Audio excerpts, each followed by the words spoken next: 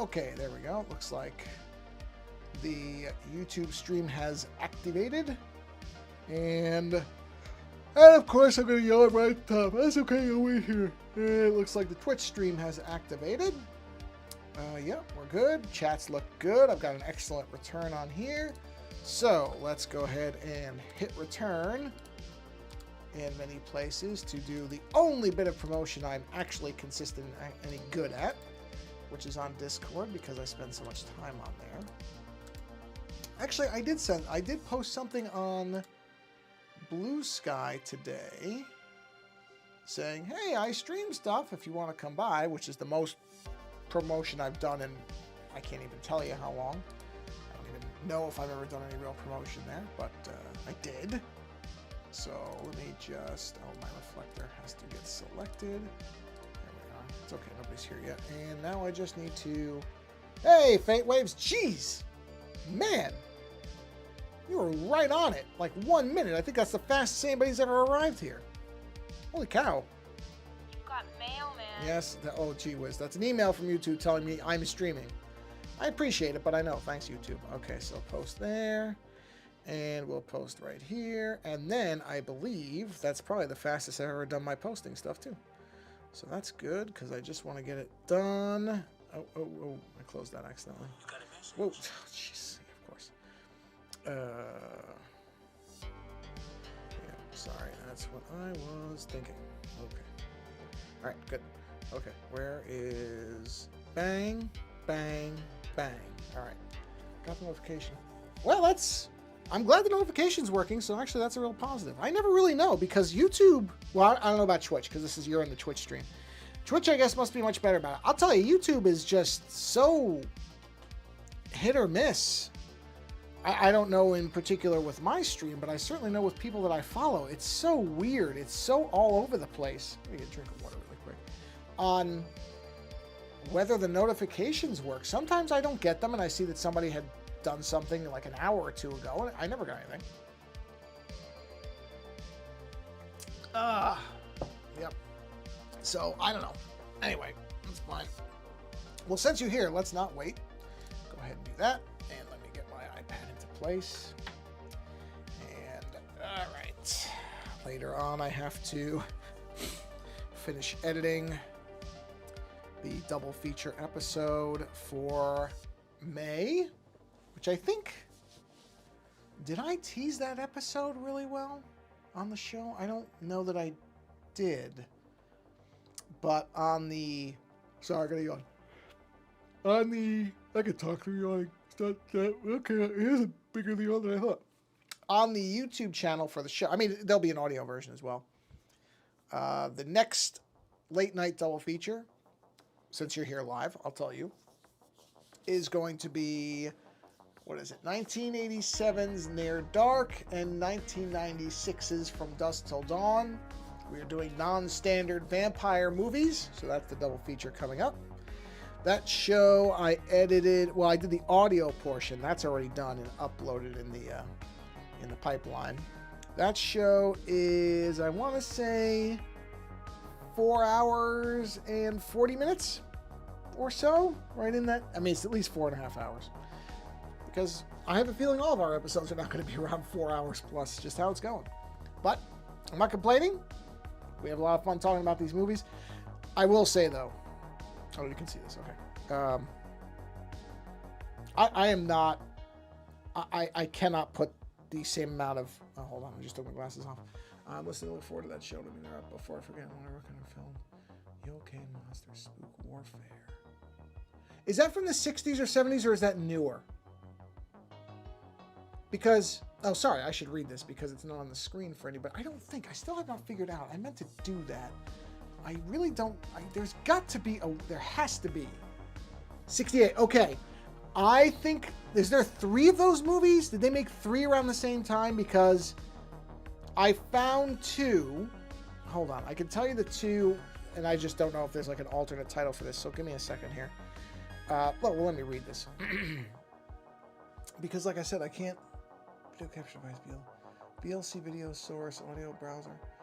Yeah, okay, so yes, the trilogy was, so the 2, I just haven't watched them yet. But yes, I now let me see, because the yokai, I know that name.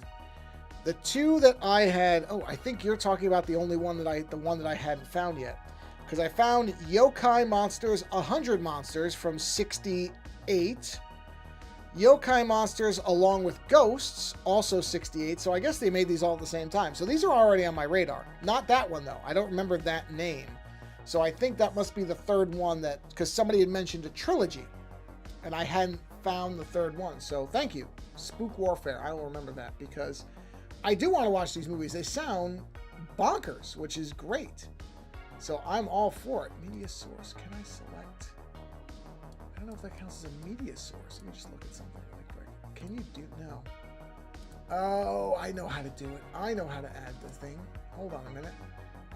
Remove that media source. I think what I have to do is add a application. Is it screen capture? Understand this. Oh, jeez. Well, there's an infinite window loop. Can I do window capture of the control center? Oh my God! Look at this. Wait a minute. Wait a minute. Oh wow. Yeah, I really want to watch those. Doc. That doesn't sound right. Let me see. That's showing control center, really. OBS. Oh, there's got to be a way. Sorry. All right, screw it. I'm going to take this off because this isn't doing any good. So let me take that off. All right, we'll stick with this. There's got to be a way to show these windows there. But anyway, I'm going to read them because otherwise it sounds like I'm talking to myself. So Faint Waves said, Faint Waves Music, whose music you should go listen to. Faint Waves Music is on Bandcamp. So go listen over there. Sorry, I don't have a way to just type text on the screen, or I would put the link there. Oh, actually, wait, can I? Can I just put text? Oh, you can only do image. Oh, no, I know. You know what? I like promoting people when I can do that. Hold on, let me get my keyboard. Hold on. Oh, God, I'm typing sideways. Waves. It's okay. Nobody expects these streams to actually be coherent anyway. Oh, give me a... Hold on. Okay. Ah! Hitting everything. Okay. Bandcamp. Yeah, yes, here it is. Okay, got it. So I will go to... yeah, okay. Oh, wait. Is this better? Okay, you tell me. Website or Bandcamp? Which do you prefer? Because I see you updated the website. You know what? I'm going to show this. Here. I'm going to just do this. Add. Browser. Yep, browser. Whoa, that's how it works. Wait. Well, okay, that might be how it works. Wait a minute. You've just shared a browser source. Hold on. Oh, browser source. Can I not just... Oh, yeah. Okay, wait. Okay, yeah, hold on. That might be how I can do the docs, though, so I may have inadvertently figured that out. All right, well, you know what? I'm going to do both. All right, if I hit OK, what does that do? Oh, yeah, there it is. Here. So, that's faintwaves.com. And then if I go back... oh, wait, there's a Bandcamp link. Hey, right there. Okay. So now did that update that? No, it didn't. That's okay, though, because all I'm going to do is... I don't mind doing this stuff. All right, and then I'm going to do this, because they'll both show up. Okay. There we go. There's the... Oh, that's way too big, but there's the... I mean, it's terribly formatted, but there you go. So just two places you can go. All right. So, okay. All right, turn my keyboard off. All right, let me delete that and get back to this. Okay, there we go. All right, so yes, go listen to Faint Wave stuff. But anyway, what Faint Waves was saying was, before listening from the show, and don't mean to interrupt, before I forget, you are quite welcome. You are quite welcome. Before I forgot, I wanted to recommend a film I've learned about, Yokai Monster Spook Warfare. So that I mentioned the other two, which is Yokai 100 Monsters and Yokai something of Ghosts, I already forgot, which I have heard of, from 1968, a loose succession trilogy. And yeah, I do want to watch those movies. Man, friggin' finger, like one part of my finger is itching me like mad. Okay, there we go. Okay. They look really, really crazy. So I do want to watch them. I just haven't gotten around to them yet. I have these movies. Oh, I don't know. I probably have 30 or 40 movies that are in this bucket of I will absolutely get to them, but other things pop up for whatever reason in front. So those movies are one of them. But I appreciate you saying the Spook Warfare one because I think archive.org has them all, but I wasn't finding the third one. And it was one of those things where I meant to look and then something else came up and I didn't get back to it. So I will remember to take a look at that. But yeah, they look really fun, really weird, really fun, which is right up my alley. Okay, so back to the mini disc here, which we are, getting along with. So let's select this color right there, and we'll keep doing this. I will be, as a fun thing, so after this one, I'm going to be going back to this, which is I'm making an alternate version of one of the magic cards I did that I can actually sell on shirts and stuff, like magnets and everything else, because I really like this character, but I can't resell. I can't sell the one I made for Magic. They own it, so I'm going to make my own. So anyway, that will be after this. I want to finish this one first. So, and I did post my Glaive shirt on Threadless, which I have a link to the Threadless site there. Well, whatever. If you look up O's on Art Foundry Threadless, you'll see it. But I actually really like how that turned out. It was sort of accidental. I wasn't planning it, but then I found the quote. I found a quote from Glaive, which I really like, that I put on the front of the shirt. Originally, it was going to be on the back, and then I inverted it because I like it better on the front because it's a more positive message. So I wanted to put it on the front, and then I put the bladed Glaive on the back. So I was actually really happy with how that turned out. But I did, I don't know, 3 versions of that shirt before I got it to where I wanted it. So is that? That's that. But I am very happy with that being there. So yeah. But we'll continue with this because I do want to finish this one. And I really don't know what I will do after this one. I almost think I want to do a desktop modem next. Like an old US Robotics 14.4 modem, that type of thing. Something that, honestly, younger people probably wouldn't even recognize what it is, but I remember very well. That would probably be a good candidate for another Dead Media thing. It's not really media, it's a piece of equipment, but, there really aren't any rules to this. It's just whatever I want to do. So I'm thinking maybe an actual plug-in landline locked modem might be a fun one. Ooh, what did I do there? I gotta fix that. I must have bumped it. Just get rid of that really easily. Okay. All right. So that will probably be next on the Dead Media Hit Parade. I think the movie I'm going to watch for this week's, I should say next week's show. This week's show is already recorded. But I found another foreign film. This week's is a foreign film as well. A very interesting in potential, not so great in execution film from Germany from the late 70s called Operation Ganymede, even though it's spelled as Ganymede because I guess in German they don't put the E on the end. A movie that I could easily see somebody making a good version of, but the one that exists has some pretty serious defects. The chief one being it is way too long. I did a 5 on it already, which... Did that come out today? Yesterday? I don't even remember. But whenever I did it, I did do one this week on that. And that was, I said that in the 5 as well. So I will get into detail on that on Friday. But I think I'm going to do, the one after that I'm going to do is called, oh man, it's like something Peter's Inquest. It's a Russian cosmonaut film. Sounds interesting. Because, I do like watching foreign films and just seeing what their kind of, especially takes on science fiction, are usually interesting.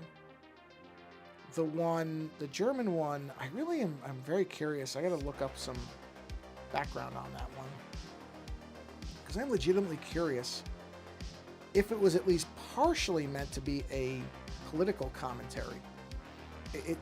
does a few things that are so specific that it feels like, and of course this would have been, now when this movie was made, the Berlin Wall was still up and all that, so there definitely was an element, or there could have been an element of politics in it because it was still a highly politicized time. You know, again, something that younger people don't know anymore is that at one point there were two Berlins. There were two Germanys. There was East and West Germany. And one was communist and one was not. And there was a wall between them called the Berlin Wall, which was ripped down in 90. Geez, when did the Berlin Wall come down? I'm not enough of a student of history to have that information right off the top of my head, but it came down in the, actually, am I wrong? Was it 89? When did the Berlin Wall come down? I should look this up. Occasionally I should know what I'm talking about. Berlin Wall. Let's see. Berlin Wall. 89. Wow, I actually kind of remembered that correctly after I started to remember it incorrectly. Yeah, so I have to cough. I'm going to mute this while I cough. There we go. Yeah, Berlin Wall came down in 89. So before that, there were two Germanys. And, you know, there was, famously, there was a checkpoint, I think that was Checkpoint Charlie is what that was called. This place that was the dividing line between the two of them with armed guards. I mean, it's a whole thing. If you're interested in that type of stuff, you can go look it up. But, so, where was I going with that? Oh, so this movie was a German film made in 77. So, of course, at that time, this was still going on. And based on some of the stuff that's in that movie, and I won't spoil it here on the off chance anybody actually watches this thing, which I highly doubt because it's not widely available, well known, or particularly well made. So I would say it's probably a very small subset of people who would go seek it out before the Friday show anyway. But there are some very interesting scenes that feel like they are intentional commentary. And honestly, intentional commentary that could apply to any country. Doesn't feel specific to, well, I mean, because the astronauts in the film are one Russian, I think it's 3 Americans, and 1 European. I don't think they specify anymore. And the European is the one who I feel like a lot of the commentary and some of the specific things are said through, which is interesting because you could take them as criticisms of both Russia and America. And I wonder if it was enough. I don't know, you know, there's I'm sure there are great books and information on the different ways that media was used as means of political subversion to get around censors, to get around some of these authoritarian regimes and dictatorships and everything else, for those who were paying attention to see what the messaging was without the person making the film, you know, being thrown into a gulag or something like that. I am sure those books exist. And certainly when I did the review of the Apocalypse tetralogy, that it was very clear, it was stated all over the place within the actual notes that came with the movies, that these were movies that were meant to be commenting on the situation in Poland at the time. So that wasn't even, you know, there's no guesswork on that one. That director was clearly saying specific things about the environment that he was making his films in. And that's the thing where something like this, with Operation Ganymede, I don't really know whether that's specifically on purpose or if it's a byproduct of the fact that it's not terribly well made. So some of these things that they come off as possibly a comment, possibly a representation of a viewpoint, but it also could just be that it wasn't that well made and they didn't realize how some of these things were going to land. Also, I'm sure it was because the German film, you know, it's a dubbed, I watched a dubbed version, which a lot of people say is terrible. Now, I'm not going to say it was good. And in fact, when I was playing the clips, you'll hear Lando on that show say, this sounds like an anime, like a Japanese anime. And it does, because, you know, it's not the best dubbing in the world. But that's the other thing is, okay, did the dubbing contribute to some of how the dialogue comes across? I don't know. I really don't know. I mean, I didn't find a ton of information about this movie. I think largely it's forgotten because, it's not particularly good. It's not a bad premise. It's just not a well-made film. And so probably no information has survived about it. I don't know. It's a German TV movie from the late 70s. I don't know how much, oral history survives of that. And the only thing you would really know, or the only part of it that might be something that would get people to discover it, I don't even know how I came across it, to be honest, is that Jürgen Prochnow's in it. That's probably the most mainstream thing about it, is that a fairly well-known German actor playing a Russian is in it. I'm a big fan of Jürgen Prochnow. I like him. Good actor. Very distinctive speaking style. Pops up in a lot of movies that I like. Even movies that aren't good that I like. For example, The Replacement Killers. He has a role in that, which is a movie a not particularly great movie that I still enjoy very much. Mostly because, I shouldn't say mostly. 3 reasons. 4 reasons. 5 reasons. I'm thinking of reasons I like it more and more as I'm going along. Primary among it, the thing that is the reason I really do value Replacement Killers as a movie is that it introduced me to the Crystal Method, a band that I still really enjoy today. That was the first time I'd really heard. Electronic music had been around before the Replacement Killers. I'm not going to pretend that was somehow the birth of the techno movement or anything like that. But I'd never really paid attention to it. And I watched that movie, and there was an opening track from the Crystal Method called Keep Hope Alive. And it really just blew me away. And I bought that album, Vegas, and I listened to that album until it basically fell apart.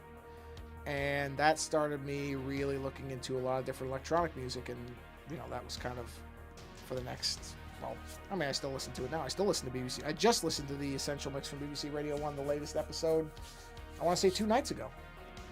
I was working on something and I was listening to it in the background, and it's still great. I still like that stuff. But that was really the late 90s, early 2000s were really kind of a golden era for electronic music. And in particular, that movie was how I discovered it. So that's one reason. Another reason is Chow Yun-Fat. It was the first attempt to really make him happen in the U.S. Fortunately, it didn't really do what I think they intended it to do. I think he was more known for the Crouching Tiger, Hidden Dragon movie. That's what most people would probably know him from, as opposed to Replacement Killers. It did not have that kind of cultural impact. But I think he's a delightful actor who's done great movies in Hong Kong, including, of course, Hard Boiled, The Killer, Better Tomorrow. And this was the attempt to make him work. John Woo did not direct it. John Woo had done a lot of the movies that Chow Yun-Fat was known for in Hong Kong, but he produced this. I think the director's name for Replacement Killers is Anton Fuqua, who has done a bunch of movies. I know that director went on to do other things. This did not sink that director by any stretch, but it also wasn't, it didn't get great reviews. And it is a pretty by-the-numbers film. If I'm just being completely objective about it, there's nothing exceptional about it. I also think it's perfectly entertaining. I don't think there's anything wrong with it either. I think some people were really harsh on that film. And some of that might be because of the expectations that were built up for Chow Yun-Fat's American entry, and that this was underwhelming, I guess would be the right way to say it. Probably made a lot of people be harsher on it because, he should have had... He's such a great actor, and he's got such a wonderful presence in films that he's in, that really they should have been able to make him land big. He should have been somebody everybody knew about, especially with his association to John Woo and, John Woo's particular way of making films. There's a number of reasons why I can understand why at the time, certainly, people were harsher on the film than maybe they should have been. But I still enjoy it. And like I said, soundtrack, the fact that Chow Yun-Fat is in it. Reason number 3 would be that Mira Sorvino is in it, and she is absolutely stunning. Just beautiful woman who gets to do some action stuff. And I felt like it was I liked the way they They portrayed her character. I mean, she has a very 90s look, which I like. I don't mind it. So there's that. As I mentioned, Jurgen Prochnow's in it. Danny Trejo's in it for about 15 seconds. And Michael Rooker shows up. So there's any number of reasons why I think The Replacement Killers is a better film than most people give it credit for. But separating all those reasons, if you were to judge it purely as a film, is it derivative? Yes. Is it a lesser version of a John Woo film? Yes. Does it make you wish John Woo had directed it? Yes. These things are all true. Cannot deny any of them. That's absolutely the case. And that's probably the biggest problem with it, is that John Woo's his shadow is so large over that film and impossible to shake because it's John Woo. So there is that problem with it. I freely admit that does make it tricky as far as evaluating it, because you really do get the sense that, oh, if only John Woo had directed this, it probably would be a lot better.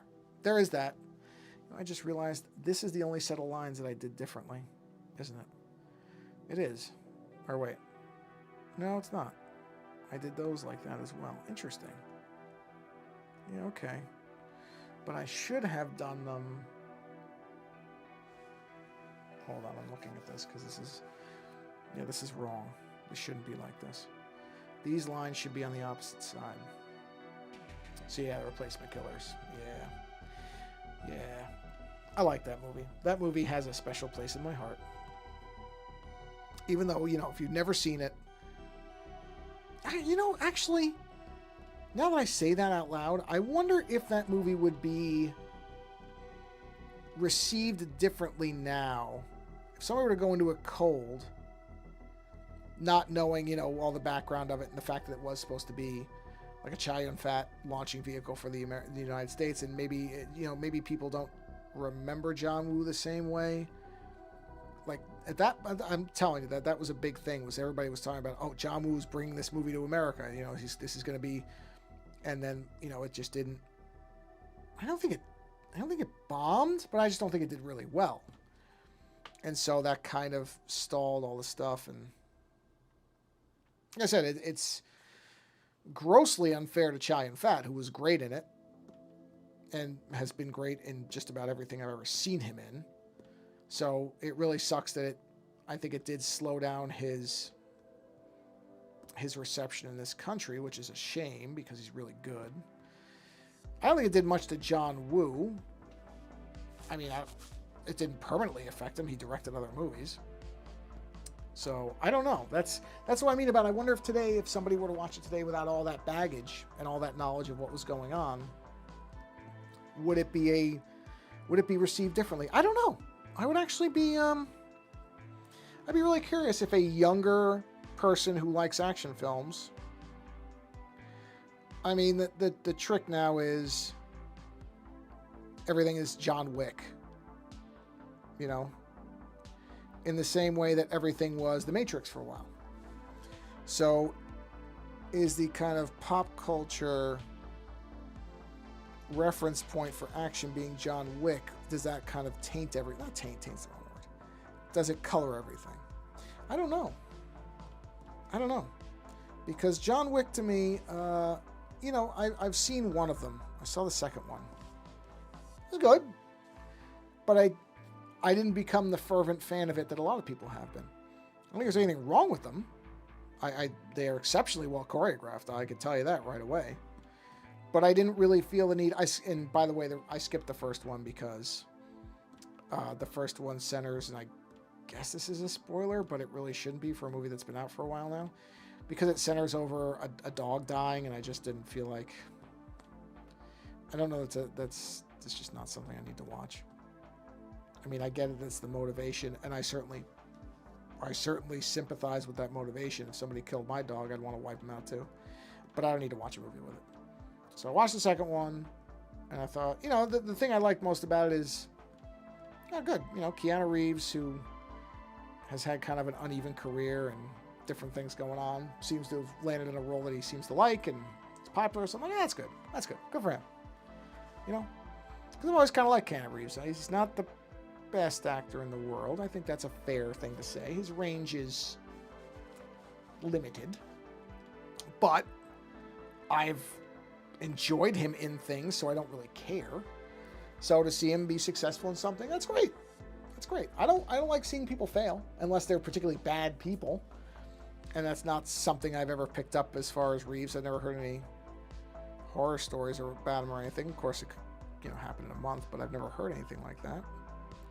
Seems to be generally well regarded by people. So, somebody like that, I'm not rooting for people to fail. And I think it's kind of fun to see somebody who, again, for a while, I think Keanu Reeves was kind of on the outs. Meaning that you didn't see him in a lot of stuff. And I think some of that, of course, is because, hold on, I'm doing a really long line here. Just do that. Some of it, my guess, would be attributed to the fact that, again, he's not Anthony Hopkins or anything. I don't think he's a bad actor, but I think you can easily see the edges of his abilities. I'll say it like that. You can kind of tell when he's reaching a little bit further than he can actually manage. So I'm sure there was part of that. But he would pop up in things. I mean, he was in... he was good in Neon Demon. In a very scummy role. But he was good in it. And, the Bill and Ted movies. The new one. So I think in some ways... And maybe this was just something that happened over time. Or maybe... I don't know. But he seems like he is a better actor now than he ever has been. So like I said, I'm not looking for a guy to fail. Unless, it's somebody who's a monster. Like a Harvey Weinstein or something. Yeah, I want to see those people fail. But short of that, because he was in movies I actually liked, I like Johnny Mnemonic. Although I think Johnny Mnemonic is a good example of, okay, you can see the edges. You can see where, he's hitting the edges of what he can do in that movie at different points. But I like that movie. And as I've said, I did a review of the black and white version. I would highly, highly recommend that if you've never seen the black and white version, watch it. It is a much improved movie. It doesn't fix all the problems. It doesn't get rid of Dolph Lundgren's terrible character. There's nothing I can do. I can't help you with that. But the black and white look does take away some of the aged nature of the effects and the look. Even though, as I said, I never really minded the original. I always liked it as a movie, but I can recognize that the black and white version does work better. And I think it's because it makes some of the set design and some of the other stuff, it sticks out more because the color doesn't distract from or obscure some of the really good work that they did in that movie. So, and then, like I said, I've always been a fan of Johnny Mnemonic. I've liked that movie since I first saw it. Understanding that it's not a very good adaptation, that it certainly is a rocky film in a lot of ways, but I like Dina Meyer, is that how you're saying her name? I think she's fantastic in that. I really wish we'd gotten another movie with her as Molly. I mean, she doesn't have the mirrored eyes, but look, it's Dina Meyer. I understand why they didn't want to cover her face up. She's gorgeous. So I get that. Would I have liked to see her as Molly with the actual, mirrored eyes? Yeah, sure. I mean, I think she'd still be gorgeous with the mirrored eyes, but I can understand where a film studio or a producer would say, no, we're not covering up the female lead's face. Because I have seen some people that have done illustrations of what Molly would look like with the actual mirrored eyes, and that's going to be tricky to get right because they do really look like bug eyes a lot of times. They don't look good. They look odd, and not odd like cool odd. Odd as in, that's bad work somebody did to that person's face type of work, or odd. So I would be, if anybody were, I mean, they've been talking about Neuromancer for how long now that they're going to adapt that fine. Now it's a TV series. We'll see. We'll see if it ever gets made. But I'm curious what they do with Molly. Because I think that's the most difficult. You know, if you've never seen anybody try to illustrate the character, go look. Because there's some really good photorealistic ones. And like I said, the biggest problem is those eyes. I don't know about the mirrored eyes. Don't get me wrong. In a book, reading it, it sounds amazing. It's a really, really neat aspect of the character design.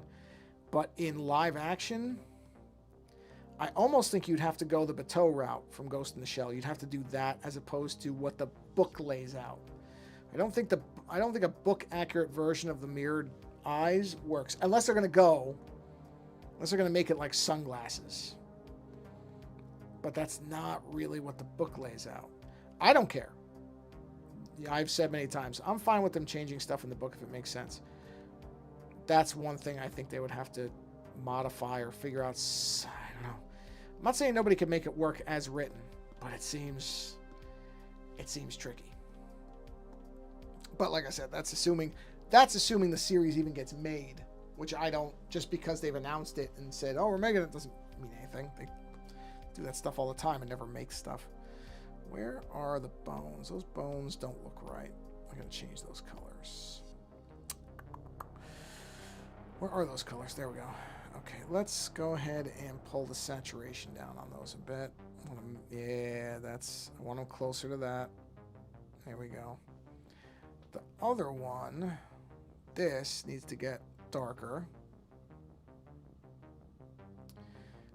Actually, maybe this just needs a desaturation as well.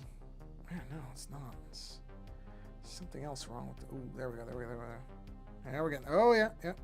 We got it. Let me try that. Let's loosen the saturation a bit. Yes, better. I need that to be more subtle.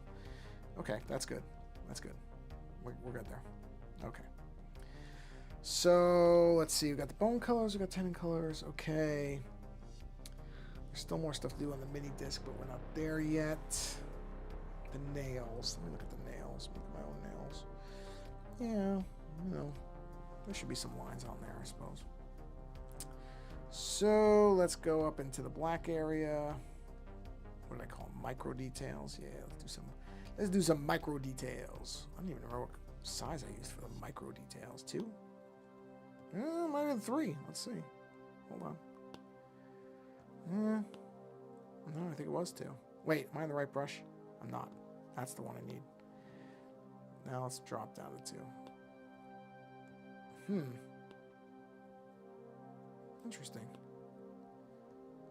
See, there's a weird little thing where there's this weird in-between space, I feel like, between brush sizes where you can kind of go lower end or higher end on whatever the number is. There we go. Okay, that's it. It's odd. I don't know how else to explain it. Okay, so let's do a new layer just so that we've got, so we can do that. Or maybe not that. I want to make it more even than that. Nope, that's not even. That looks good. We're okay with that. It's not perfectly even, but I'll be all right with it. And then let's do one more. And we'll just do some, where's the shading? Okay. I'm just going very easy with this. I'm not worrying about it being too perfect, obviously. Okay. There we go. Just laying it out. Just so. Yeah, not like that though. Yeah, okay. Just so we've got some semblance of normal nail lines here. I think 1's fine there. Yeah, that'll work. Just small scale. Not going too crazy with this. Just getting it laid in so that I just don't want the nails to be big and empty. So I'll put some lines in there. Get rid of this stuff. Get rid of that stuff. Oh, get rid. Oh no, not that. Yep. There we go. Anyway. Okay. All right. Yep. So then we go to here. That. Okay. I don't know why. No, it doesn't matter. It really doesn't matter. So I want to go details. Okay. So now let's think about this. Let's think about this for a minute. What we want to do here. I can turn the background. I don't know. Maybe the white background helps. I don't know if the white background is good or bad on the stream or not. I'll leave it on for now. It doesn't matter really. It doesn't affect me.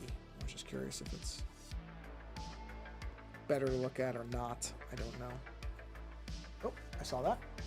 Grab that. And while that's coming back, get a quick sip of water. It should just come right back. There we go. There we go. Select that so I can see the chat windows. Okay. Faint Waves, what are you up to on this fine evening? It is a Wednesday for me. I assume it is for you too. Of course, that's assuming a lot of things. I don't even know if you're... I think you're in the United States. I don't know. I don't know. You don't have to answer that. I'm not trying to pry for personal information. I don't like to make people feel like they have to say something if they don't want to. Just was more about, oh, I'm just assuming it's Wednesday where he is. Maybe it isn't.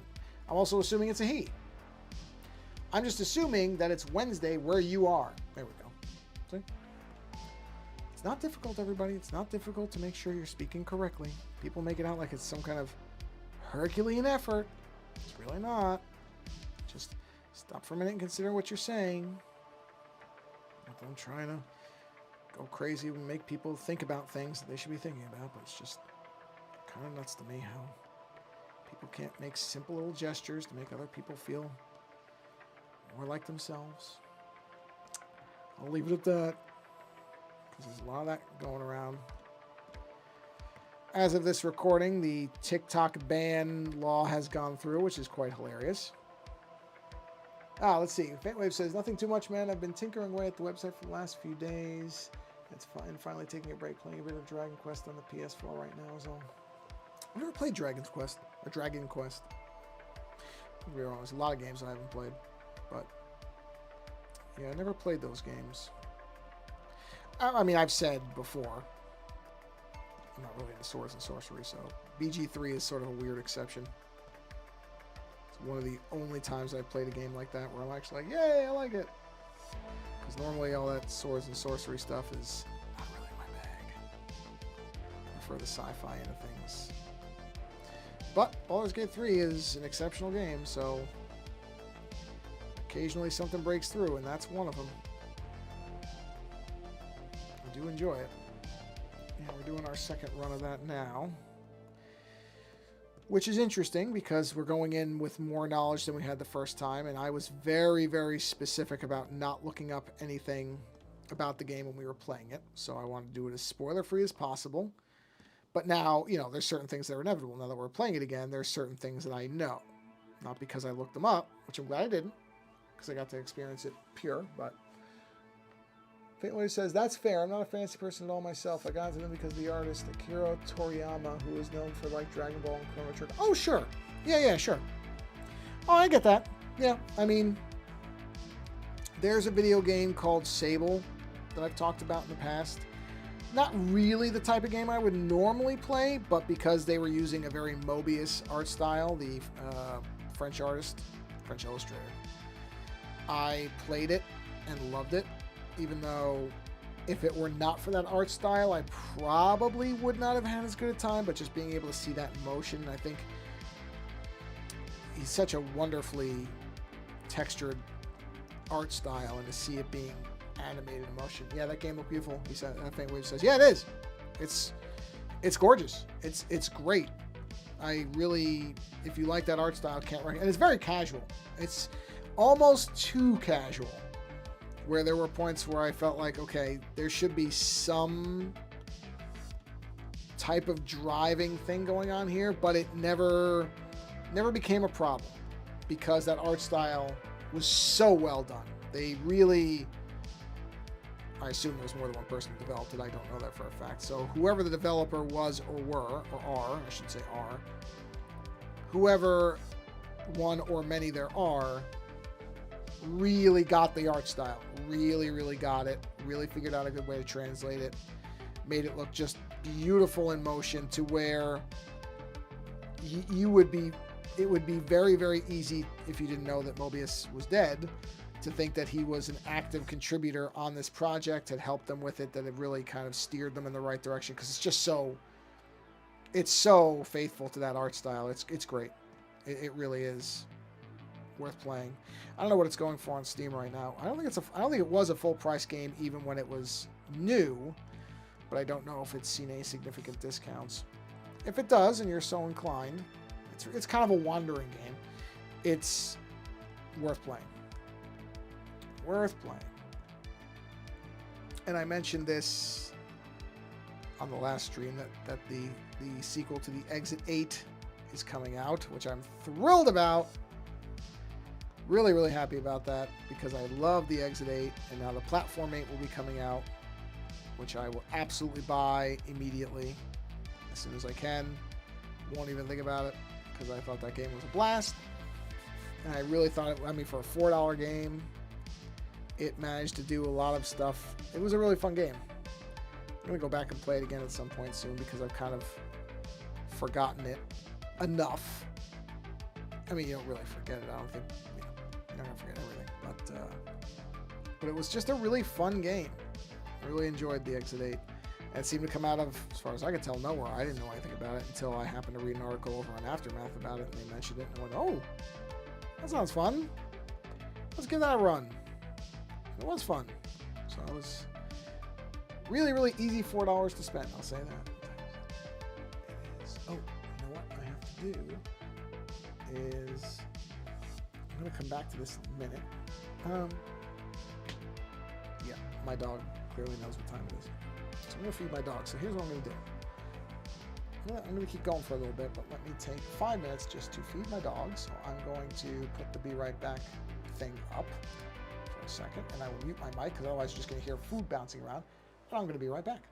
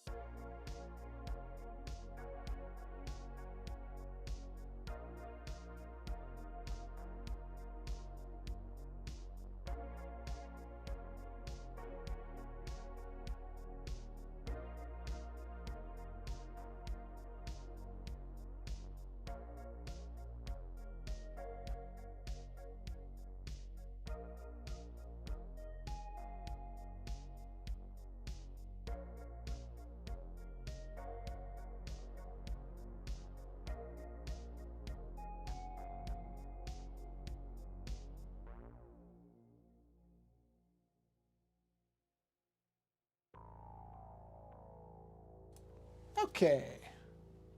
That's probably about 5 minutes top to bottom. Yeah, looks like it. Okay, so we'll keep going on here for about another 10 minutes or so. And then I'm going to get dinner going because I'm going to be hungry. Okay. And, yeah. Man, it's just... I give our dog her medication with peanut butter because that makes her eat it. Man, peanut butter when you don't eat it a lot smells really good. Really good. I don't eat peanut butter a lot. I just don't. I used to. I used to eat peanut butter and jelly a lot. But, you know, it was also when I was a lot younger. So I don't eat it as much anymore. I don't... And I'm talking about like creamy peanut butter. I know there's people who think crunchy peanut butter is peanut butter. I don't think so. I'm not a crunchy peanut butter person. As 5ER, just not my thing. And so everyone, so often when I open up the jar to give her meds, I'll smell it. It just smells great. Let's see. Faint Waves. Looks like the Switch port got a Sable-like title of its own. Oh yeah, Chance of Sentinel. I saw something about that. I gotta look at reviews for it. I didn't know if it was... Because the Switch, I mean, they gotta release a new one. That Switch 2 has got to get here sooner rather than later. That thing... Switch is a great device, but you can really tell that it's aging out. It struggles sometimes to run well. And the battery life is garbage compared to what I remember when I first got it. It was a lot better. And either it's the battery's wearing out, or it's that the games are pushing it too hard. I have a hunch. I think it might be a combination. But I don't remember it having particularly stellar battery life to begin with. I don't remember there being a lot of reviews saying, wow, the battery life is spectacular on a Switch. So I have a feeling it's a combination of things. But that's great. And I want a new Switch because I like a lot of the games that are on the Switch, so I'd like to play more on there. I'm actually a big fan of the Switch. I like it. I just don't think that it's... I'm really surprised Nintendo did not release a second version already. So either they're running into a problem or they were just really milking the original Switch for as much as they could, which either of those things could be true. I would not have a problem believing either of them because Nintendo does things so specifically. Faintwave says, I've got an OLED on order right now. Interested to see how it compares to... Oh, everything I've read, you will... I think you're going to be happy with it. Nobody that I know who got the OLED model has anything but good things to say about it. Universally, that the screen is really good. The thing is, though, because I know they're going to make another one. I mean, there's been too many leaks around. There's too much information that indicates it's coming. So I really don't want to spend the money on an OLED one. And the other thing is, I don't think that the OLED, as far as the screen, I've heard it's a massive night and day improvement as far as how it looks. But my issue really isn't with how it looks. My issue is with the performance and the battery life. And I don't think the OLED is going to... The OLED might have some type of positive battery impact. I don't know. It just depends. I don't know enough about how the technology impacts battery to tell you that. But I know it's not going to improve the performance because it's not changing the chip. So that's really... And I say this, again, I'm not really saying it's terrible or anything like that. I'm ready for Nintendo to have a new version of this thing. For them to put a new one out, and let's get the Switch 2 or Switch Pro, whatever they're going to call it, you know, or Super Switch, which would be a great name. That'd be great. Let's have it already. Come on. We've waited a long time. This thing's been rumored for a while. We know it's happening. Of course it's happening because the Switch is just not... I mean, they've been able to do some really miraculous stuff with their first-party games, certainly. But you can find many examples of titles that do not run well on the Switch now. And it's because it's old. Let's see. Faintwave says, I wish they'd bring back Super. Immediately evokes the SNES. Yeah, I'm with you. That's why, to me, I would do it the whole way. Call it a Super Switch. Make a version of it that's in the Super Famicom colors and the Super Nintendo colors. Like, why not? It's such an easy thing to do. And it's the perfect audience for it. Nintendo fans... I'm one of them, tend to like the nostalgic stuff. I just bought the 8-bit mechanical keyboard in the original, the Famicom colors, the red and kind of beige or whatever that thing is. I don't even know, cream color. I love that keyboard. It's great. I wish it worked better on the Mac. Oh, no, it's the original Famicom. It's the NES because it's got the two big buttons. Hey, cutie. I love that keyboard. It's great. It's not my primary keyboard, but I use it for work. And it's great. And I love the colors. It's got a really nice, it's got a really nice feel. Those keys feel great. I am very impressed with how premium that keyboard feels. Not that I think 8BitDo made junk. Nope, you can hear my dog and the speaker that she's destroyed on the toy. I'm sure you can hear that. It's comical. But that keyboard's great. I was really, really surprised with how good that keyboard was. I'm going to attempt to draw and play with my dog with the other hand. Hey, give me that. Okay, no, I can't. Hold on. All right. Drop it. Drop. Yeah. Better go chase it. Yeah, that keyboard's really good. Really good. I got it on sale. There was a sale on them, so I was able to jump on it and get it for, I think, like $20 or $30 off. But it's a really nice keyboard. I thought it might be gimmicky. Sorry about the noise. Come here. Let me see it. Come here. Well, come here. Come here. Fine, don't. That's one thing. I don't know about all dogs, but certainly golden retrievers can be very bratty and possessive about their stuff. I don't like these lines in here. I'm going to take these off. I think I like this better clean. Yeah, I'm going to leave that alone. These bigger areas is different, but with the slimmer areas, I don't want that stuff in there. But I like that 8BitDo keyboard. I was really pleased with that. Like I said, my only real complaint is I wish it had better Mac support. It's kind of bizarre it doesn't. But it probably will be. Oh, look at what we have there. We have what I expected, which is... how do I mute this person? Yeah. I don't know how you get rid of stuff. Hold on. How do you... Is there a way to flag to get rid of this person? What's this? There we go. Hey, sweet. Yep. Banned. Yeah. No spamming. Okay. Wait, deleted by a moderator. Yeah, perfect. Okay, good. Wow. Hopefully, sorry about that. Luckily on the restream or the repost, you won't even see that, but some bottom feeder trying to sell clicks and optimization came in, and I don't do that stuff, man. Whoever shows up, shows up. I don't need to buy numbers. I'm not going to try to pretend and do false popularity. No, not for me. I don't care. I am very happy with an organic audience. So, anyway, sorry about that, but that always irritates me. It's almost always what I saw. There's a lot of that going around. Anyway, yeah, the 8BitDo is very nice. I like it. I like it quite a bit. So I was very happy with that. Because like I said, I've used the 8BitDo controllers, and those are good, but you don't always know if that means they're going to make everything that well. It's hard to say. So I was very pleased with how much I've liked that keyboard. It's got a nice sound. I like the little Japanese characters on it.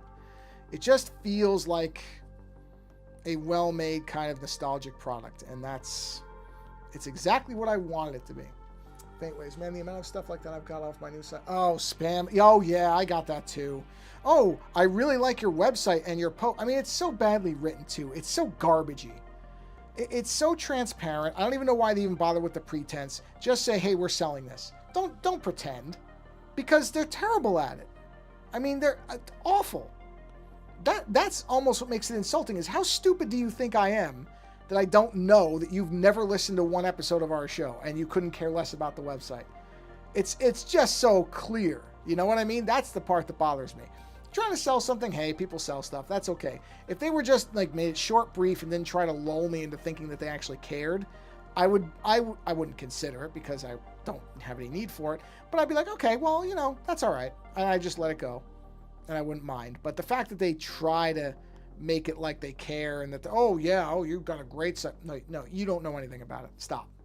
It's just stupid. So, yes, that's what bugs me about it, to be honest. And on that happy note, I think this is a good place to bring the stream to a close. Ooh, did an hour? That's what I wanted. This is pretty much done. Might be some final finishing details, but I think this is pretty much where I want it. So, search engine optimization. Yeah, no kidding. Like, I'm geared for search engine optimization. But, yeah, I think this is in a good place. I like where this is. So yeah, I'll probably do one more touch-up session on it maybe tomorrow when I do the stream tomorrow. I'll do that and just do final details. But this is largely where I want it. So excellent. I'm always pleased when a stream goes no crashes, spam aside, only one iPad loss of connection. That's a good thing. So I am very pleased. So Faint Waves, thank you for stopping by and hanging out and chatting. Always good to talk to you. I'm glad that you got your website going. And yeah, have a great evening. And I am planning to stream tomorrow, probably around the same no, it'll be a little later maybe, but I'm planning to. And but as I always say, if you're watching this later, that's perfectly fine too. I don't mind. I know not everybody's on the same time zone. Not everybody can be available to jump on for things like this. So I'm just happy anybody stops by and watches my stuff at all. Always astonishes me. So go experience some more creativity through somebody else, because there's lots of people out there making lots of really great stuff. So you can jump from here to somewhere else and try to be creative yourself if you can. Otherwise, like I said, experience it through somebody else, because that's also good for you. And as my dog makes noise in the background, which is going to probably drown me out in a minute. Again, thanks for stopping by. And insoit boilerplate material here. And until then, take care. All right. Goodbye, everyone.